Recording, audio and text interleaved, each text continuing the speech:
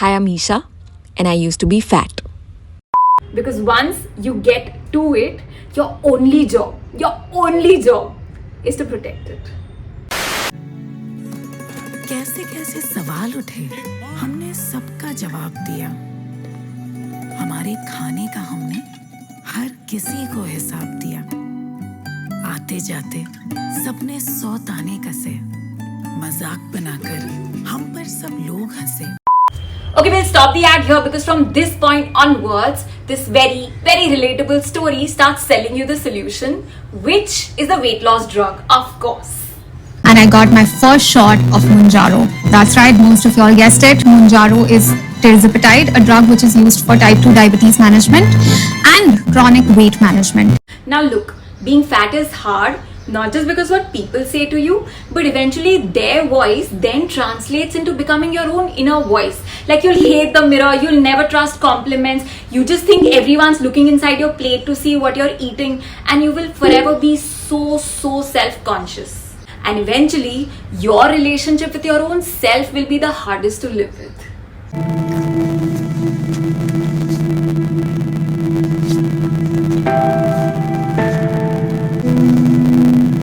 So in the last episode, we spoke about exactly this, the invisible and very painful trauma of being overweight. Which is exactly when shortcuts become so tempting, because when you've been hurting for so long enough, anything that remotely promises relief starts sounding reasonable. 34 pounds down on GLP-1s. Coincidentally, just last week I met two different women, one who's in her early 30s and had gone to an orthopedic, and the other one who's in her mid 40s and had gone to a general physician. None of them had gone asking for a weight loss drug, but both of them got out of the clinics having been strongly recommended to consider one. और कई कोशिशों के बाद भी sometimes the body can resist weight loss. Have a weight loss conversation with your doctor. And that's just made me realize that it's no longer a Hollywood, Bollywood, or just something that's a distant problem, but it's very much around us, within us, and so many of us actually considering it in the first place. Which got me very worried. And then I came across this clip. कितना wait कम कर लिया आपने? 98 kg. आराम से। Wow. 98. Huge inspiration. You see, every transformation has a story and every transformation has a price. Anything. I was 96. One tip for anyone out there who think they can never lose weight. If you think you can do it, you can do it. And if you don't think you can do it, you won't ever be able to do it. So 2 weeks have passed, and if you're here, well, congratulations. Not just because you've lost some X number of kilos, but you've actually managed to do something that most people fail at, which is one, to get started. Second, to get yourself through the hardest and the ugliest phase, which is the first 15 days. And third, and most importantly, you haven't quit as yet. And here's something that I really wish more people spoke about, is that losing weight is not the hard part, but sticking to that weight is one of the hardest things to do in the world. And which is why this series was not just named as 100 days to lose 15 kilos, but 100 days to lose 15 kilos for good. Because I just don't see a lot of merit in losing weight just for a wedding or a holiday or a photo shoot. Once you get onto the treadmill of weight loss, I want you to stay there and keep improving and outperforming your own self to be like the best version of yourself. For this, you need one supremely important thing, which is called the momentum, which this whole episode is all about. Because once you get to it, your only job is to protect it. Oh. That's it, I'm not going. Hi girls, my name is Isha here. Welcome to episode 2 of the I Used to Be Fat series. In today's video, I will show you exactly what to do from day 21 to day 43 of your 100-day roadmap to losing 15 kilos for good. If you haven't watched the first video, go watch it first and then come back here. You will get a lot more out of this episode if you do that. And for everyone else who's already on the journey to get a lot hotter and is already so many kilos lighter, let's go. Now, before we move on, if you followed the plan from episode 1 reasonably well, even if I know nothing about you, I can predict a few changes that have happened in your body and more importantly, your mind over the last 20 days. First, you've lost weight. In all likeliness, your scale should have moved down. But remember, the digit you see on that scale represents your total body weight. But alongside this, you also have bone weight, muscle weight, period weight, constipation weight, extra water drinking weight. So all of this also tantamounts to weight only, which will reflect as a digit on your weighing scale. This I'm not saying to defer you from expecting the results that were promised, but these are the things that we don't really have control on, and they're sort of, especially for women, they tend to move up and down through the month. And your menstrual cycle can make that number particularly deceptive. Hormonal changes around your period can make your body temporarily hold more water, and the amount won't necessarily be identical every month, which means you can be losing fat while the scale temporarily behaves as though you aren't. That's the part I don't want you to misread. So girls, if the 20th day of your diet, when you're going to finally weigh yourself, if it's around your period dates, in all likeliness, the digit that you will see on the scale might be significantly higher than you would have expected. Do not panic. Next, your body has now adapted to this new style of eating. And this is important because your body doesn't particularly care whether a new routine is good or bad. It just simply notices that something has changed. And those first few days come with their own set of teething problems. 20 days back, when you started eating this way, your body was unfamiliar with this pattern and hence it was feeling very, very uneasy. The body would have signaled this in different ways, be it your headache or maybe even like your stomach and gut making ridiculous sounds all the time, so that it tells you that this is not the usual pattern. And this adaptation is now one of your biggest advantages. The routine that once demanded constant effort now creates far less resistance. So do not rush to change what your body has finally learned to work with. Leverage this familiarity. Third, your brain finally feels safer with this diet. Now 20 days later, your brain has finally realized that this is not catastrophic or absolute starvation mode, but just a changed way of eating, which even if all the discomfort still slightly lingers, the brain still feels a lot safer because it knows that in a predictable pattern, the food is still going to reach. And now is where consistency starts becoming psychological rather than disciplinary. You're spending less mental energy anticipating food, fearing hunger, or negotiating with yourself. Protect this predictability. The quieter your mind becomes around food, the easier this plan becomes to continue. Fourth, you've retrained your tongue. When you're limited to the same few foods, you start finding pleasure in flavors you barely noticed before. And that's a powerful switch. Your tongue stops bullying you for more and starts enjoying what you give it. And once that happens, dieting becomes easier. Not just for these 100 days, but every time you need to rein things back in. Fifth, and perhaps the most valuable thing you've gained, is momentum. 20 days ago, the problem was getting yourself to begin and keep at it. And that is no longer your problem. Starting requires motivation and continuing requires momentum. And that's exactly what we've been trying to build over the last 20 days. Now that you have reached the 20th day, your job, your only job, is just to protect the momentum part of things so that we keep proceeding. Your body has now learned something your mind can never unlearn. That you can do hard things. So however the road changes from here on, you're locked in. Now here's the interesting part. Almost everything that we discussed till now concludes that we have changed in our body, in our mind, and most importantly our temperament. And now that all these three things have changed, the plan of action for the next 20 days also needs to change. Not drastically, but modifications for momentum must be made. So on one hand, when the first 20 days were solely focused on getting yourself to like the greatest calorie deficit so that you see the weight loss process starting and expediting, now the next 20 days are again all about protecting momentum, but more so protecting the systems that actually got you into the mode of drastic weight loss. And from here, there are only three things I want us to protect. First, your metabolism, because it influences how much energy your body uses. Second, your momentum, because it keeps the plan moving with less friction. And third, your motivation, because we need you willing to show up again tomorrow. So everything I'm going to suggest in this video is just with the single route of ensuring that just like how I saw you from day 0 to 20, I want to see you from day 20 to 41, 42 as well. And with that being said, let's get started with the plan. First things first, diet still commands roughly about 80% of our weight loss strategy, so it remains our biggest priority.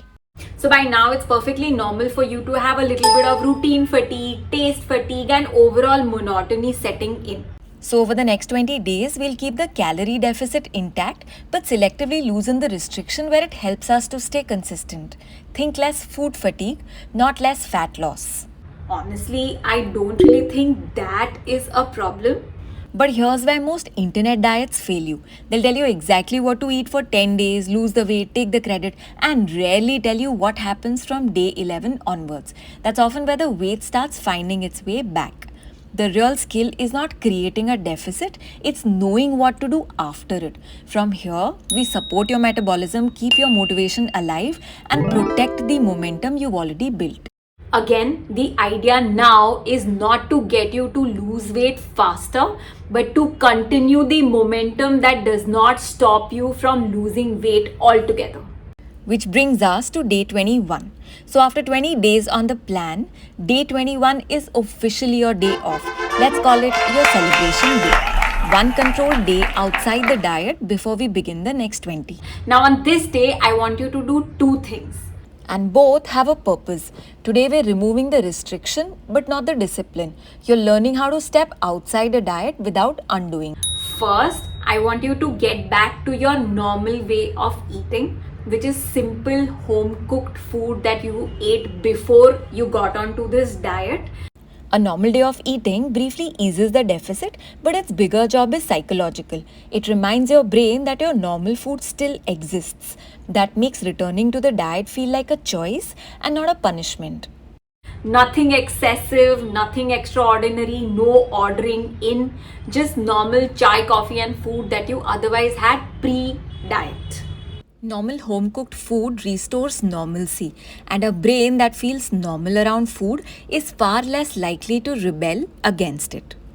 Second, I want you to have a celebratory meal. This could be a full serving of your favorite food, be it pav bhaji, butter chicken, whatever. Or if you have a host of multiple things that you love, you will take little portions of all of it, fill your plate and eat. So let's say you love fries, then you will probably just pick 3 or 4 fries in your plate. Then a small piece of the burger, a small piece of cake, etc. etc. The objective is simple. Satisfy the craving deliberately before deprivation turns into obsession.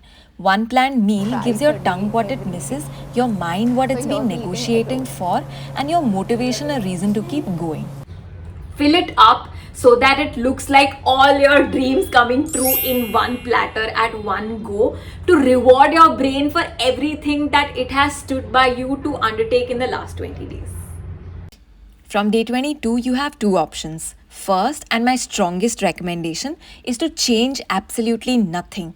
Continue your existing vegetarian or egg diet exactly as prescribed. So just imagine, in last 20 days, you worked so hard alongside your body and mind to finally get them both to feel familiar and safe in this new way of eating. After going through so much of pain, agony with your grit, you finally arrived at just feeling confident about eating this food and staying alive.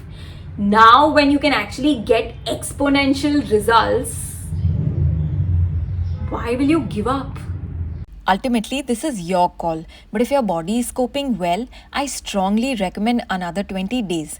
You could come remarkably close to doubling your overall progress with far less struggle. And the lighter you arrive at day 43, the better prepared you'll be for the more physical phase ahead. You've come this far, just cash in on it. Having said that, eating slightly more can sometimes make the diet easier to continue without abandoning the calorie deficit. So if you need more food, don't change the diet, make one strategic addition. For everyone on the egg diet, I know exactly where the monotony starts hitting. Boiled eggs, oatmeal, and especially that 4 to 8 pm window when hunger and food fantasies suddenly become much louder. So here's your escape route. Grate 1 to 2 cucumbers, add a small portion of boiled kala chana, lemon juice, salt and chaat masala and make yourself a big cucumber chana chaat. The cucumber gives you enormous volume for very few calories. The chana adds fiber, some plant protein and staying power. And the chaat format finally gives your tongue something crunchy, sour and chatpata. Try keeping it between 4 and 8 pm only whenever the evening hunger starts threatening the plan. If you need it every day, have it every day. If you don't, keep it as your emergency option. And if your tongue wants more excitement, add more lemon or seasoning, not necessarily more chana. More food, more fullness, same basic diet. That's the upgrade. And like we've discussed in the past, one of the biggest roadblocks that I feel that come between vegetarians and Limra and them losing weight fast and right is the fact that we have very few options from which we can get clean, high quality protein at the lowest calorie possible. And to fill this gap, the only thing that can help you is to have an unflavored protein shake. So add 1 serving of unflavored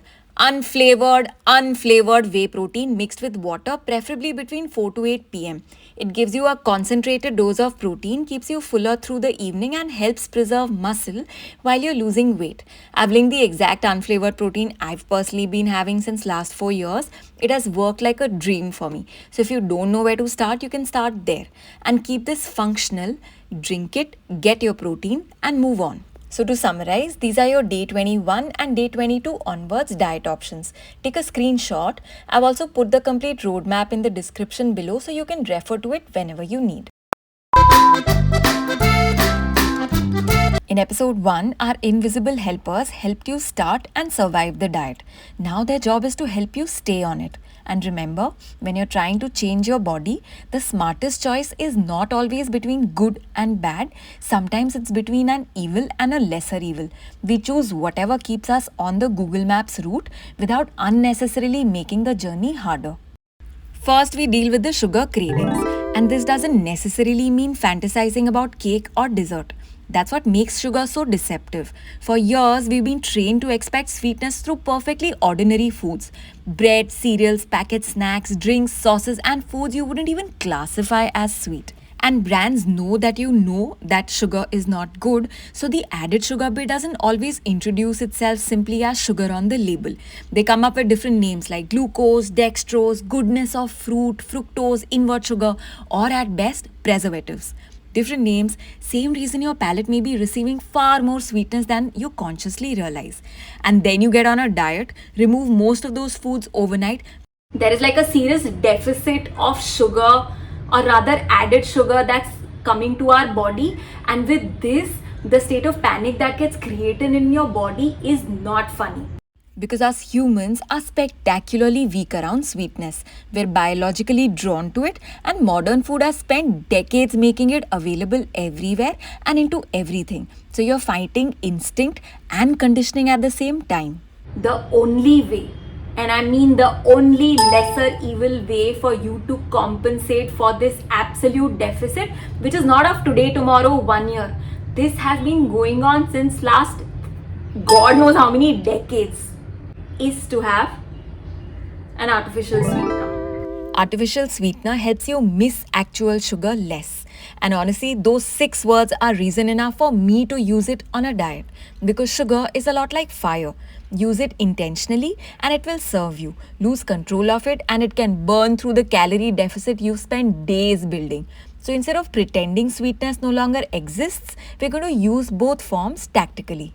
And I say this as a very proud Gujju, that I am someone who actually puts sugar in everything. Dal, sabzi, roti, pasta, soup, salad, everything. But here is where, after accepting that I can wage wars for sugar, I reserve the real sugar as a special occasion, and the artificial sweetness becomes my everyday essential. The sugar bit, I will tentpole it to a meeting of a monthly target that I have set work wise, weight wise, otherwise. If I need that, I will just take myself out for pastry and I will just savor and just be so happy, feeling rewarded. My mouth is watering. For the next 20 days, use artificial sweetness tactically whenever you miss it. Add a little to your chart if you like it sweet, or to your unflavored protein shake if you need it, or make yourself a lemonade, or add lime or a little sweetener to the liter of water you sip through the day. Follow the serving guidance of whichever sweetener you're using. The objective is ridiculously simple, which is to give your tongue enough sweetness that your mind stops negotiating for sugar. Less deprivation, same calorie deficit, momentum intact.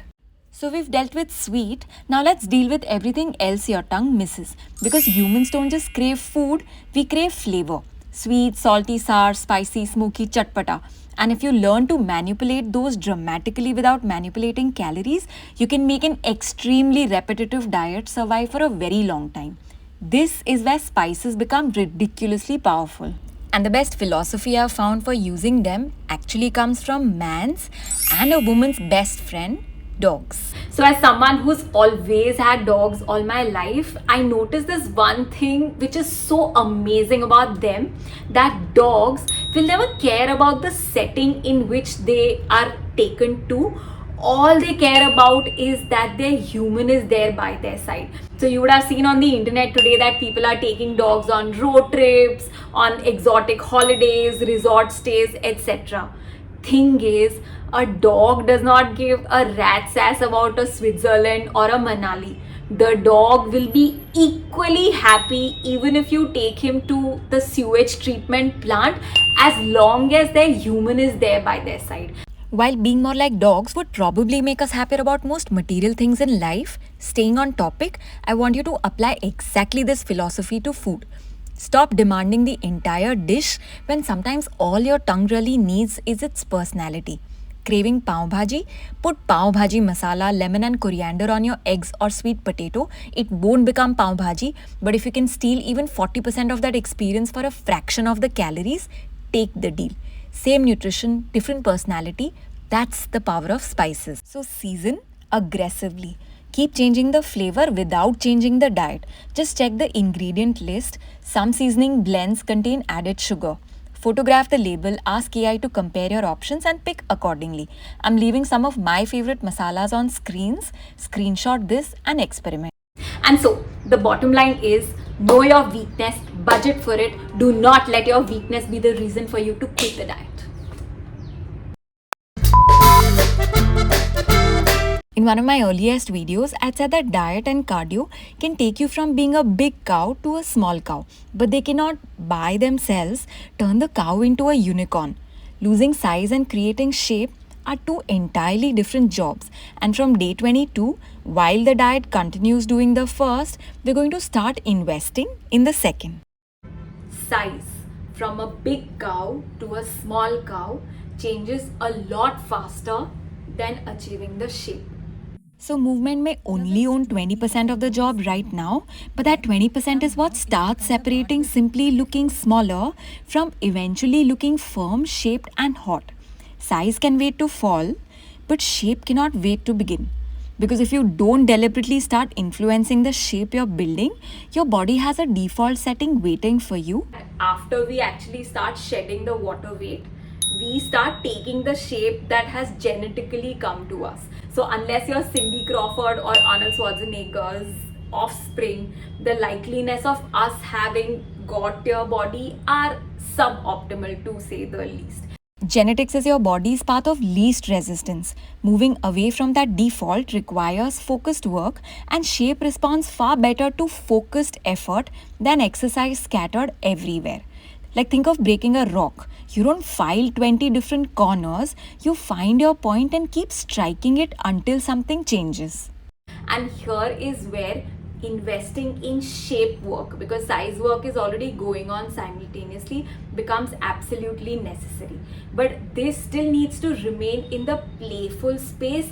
You cannot just start walking into a gym. So I see a lot of girls who are determined to lose weight and stuff, and then they hire a personal trainer and yeah, so they start exercising. But the thing is, you do not need a million exercises to get the initial ball rolling. And I truly mean this. Use the same Google Maps approach we used with food. We restricted eating to just 5 to 6 ingredients, and now we're going to restrict movement to 2 or 3 exercises only. Because if you're trying to break a giant rock, you don't take a nail filer and politely work on 20 different corners. You pick one point and keep striking it. What your body needs right now is focused resistance. And girl, while the weight comes off, you need to protect your bust and your butt. That's a very specific aesthetic assignment, and don't automatically expect your male trainer to make this his priority. in that state, doing an assorted bit of here and there leg strains, again, this requires a separate video because I strongly believe that most male trainers genuinely do not know how to train a woman's body, and which is why they just expect that, you know, the woman is just a smaller version of a man. So arms kiya, legs kiya, back kiya, khatam ho gaya types. That is not how you will ever be remotely close to your dream body. And one of the smartest ways to move beyond your genetic default is to understand proportions and illusion. Like I explained in my arm fat video, if you want your arms to look smaller, don't just obsess over shrinking the arms. Instead, build and lift the bust around them, and proportionately the same arms already read leaner. That's the kind of shape work we're beginning from day 22. If I explain to you in makeup terminology, say someone like a Hailey Bieber. Now she has small eyes. If you look carefully, she's got really small eyes. Think of those small eyes like the arms you desperately want thinner. You can keep attacking the feature directly, but meaningful change takes time, and your natural proportions may make it even slower. So sometimes the faster aesthetic plan is to stop fighting the feature and start manipulating the frame around it. And Hailey does this brilliantly. How does she do it? Not by taking the usual route that all of us do. Okay, you know, we want our eyes to look big. So what do? We put 10 kilo kajal, put like 10 kilo ki eyelashes, eyeshadow, etc. etc. And exactly that way, while you're still losing the bulk of your weight, your body needs the same strategy. You cannot immediately rewrite every genetic proportion, but you can start changing the proportions around it. Until the transformation catches up, learn to weaponize illusion. In the same way, in the previous video, how I tried explaining that most of these belly dancers will always have some amount of chub around the belly. That's when the dance looks so hot. So now we weaponize the illusion. For the next 20 days, I just want 2 movement protocols, walking and circles, made significantly more effective by perhaps the most underrated fitness fashion accessory you can own, ankle and wrist weights. And which is where tapered resistance. Tapered resistance meaning like bell bottom mein end mein aake, you know, it just flares. So the things that actually add weight towards the end, farthest from your bust and your butt, so that they stay protected, resistance gets added, and you remain to be more feminine and get more into that shape, is the way. The first task is insultingly simple. Just walk. If you're starting from zero, brisk walk for 20 to 30 minutes with your arms moving naturally. That should be enough. If that feels easy, add light ankle and wrist weights. I particularly like the bangle style ones, and play with the movement. Walk forward, add a few controlled sideways steps, even some backward walking where it's safe. Different directions challenge the lower body differently and stop the movement becoming mindless. But with resistance comes responsibility. If you're new, please keep it simple. If you're advanced, get creative.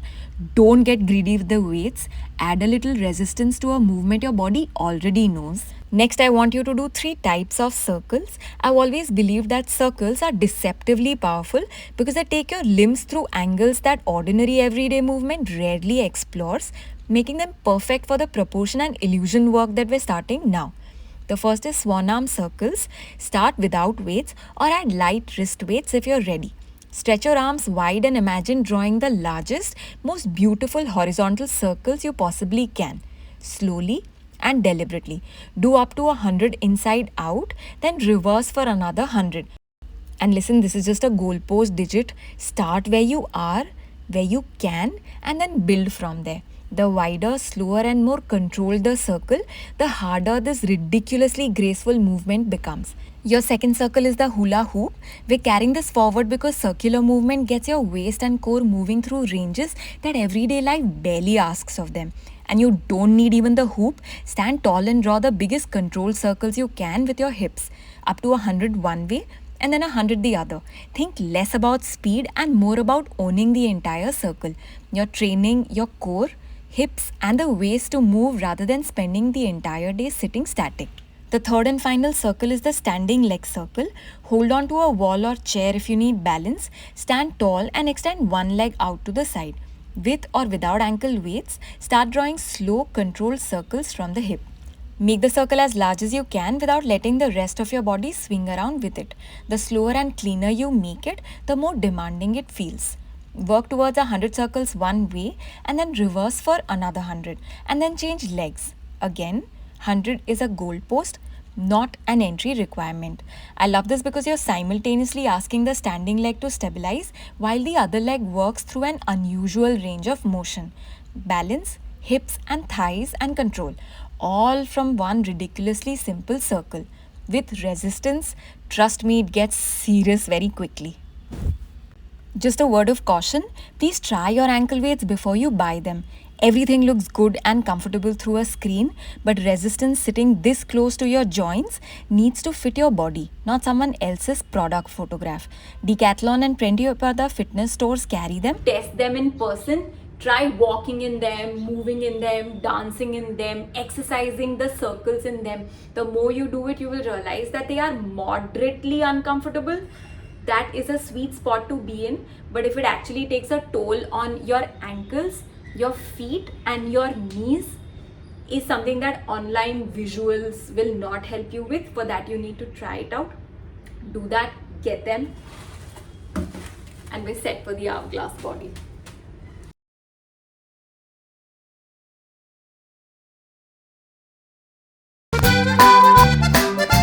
Days 22 to 42 is where boredom gets the most dangerous. The novelty is worn off and you already know what tomorrow's food looks like.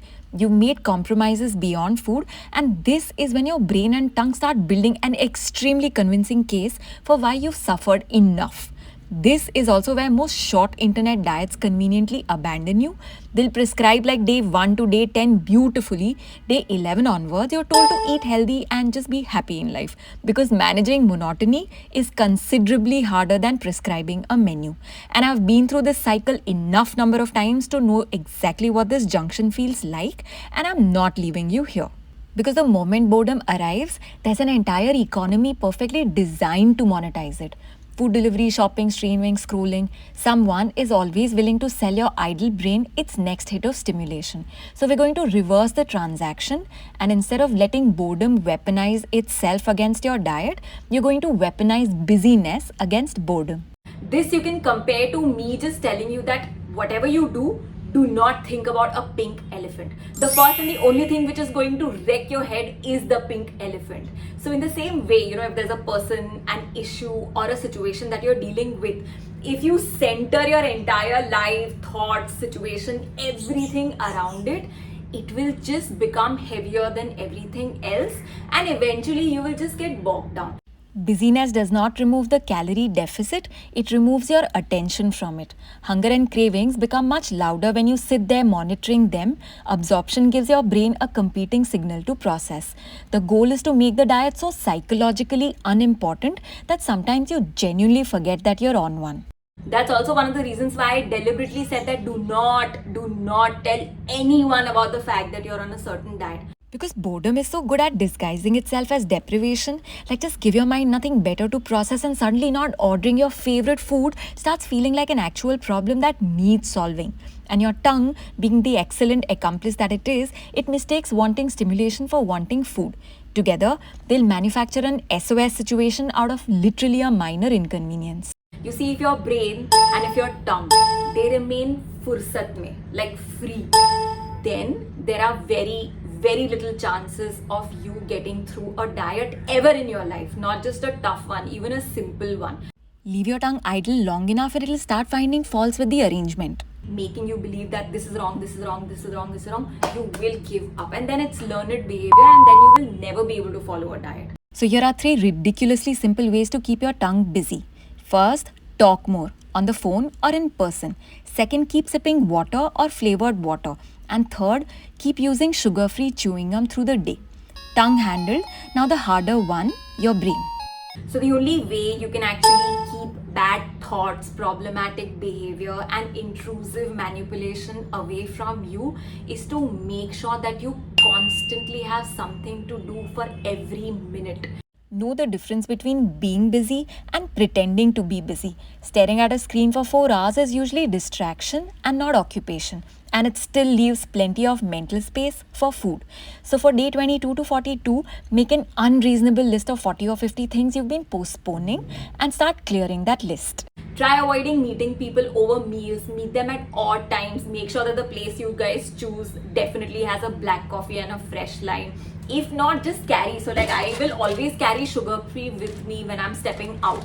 So just in case if the place does not have it, I will just use mine. And when you're out, make life easy for yourself. Black coffee, black tea, lemon water or plain soda are your safest defaults.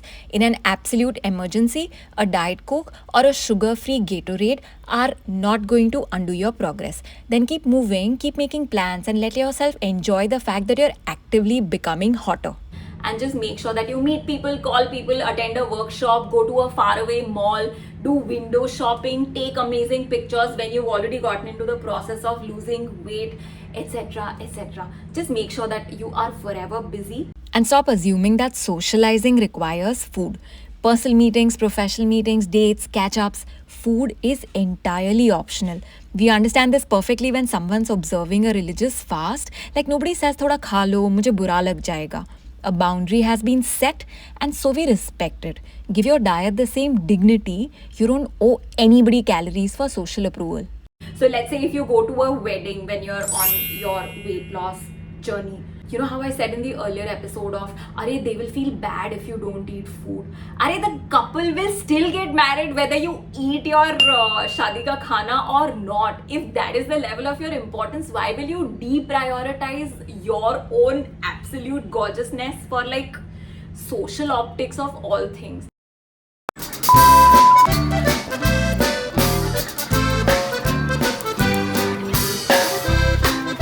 So guys, this is my video. I'm sorry if I'm tempting you too much. Fuck, did I make a wish? So remember how I said that I celebrate personal feats via actual sugar? So this is one of those. I achieved a certain something in the month of July and August. So we're here. Also August is like my birthday month. But since I celebrate my birthday any which ways throughout the year, because otherwise it's too much pressure on a day, week, month, decade for it to be unique and special and all of that, and it's too much attention, and it's too much attention for a day. So we'll make a wish for all of you.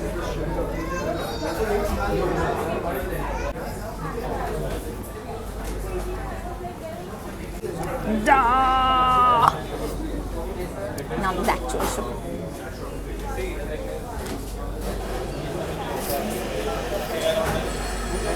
I won't tempt you more. I'm going to see you in the next one.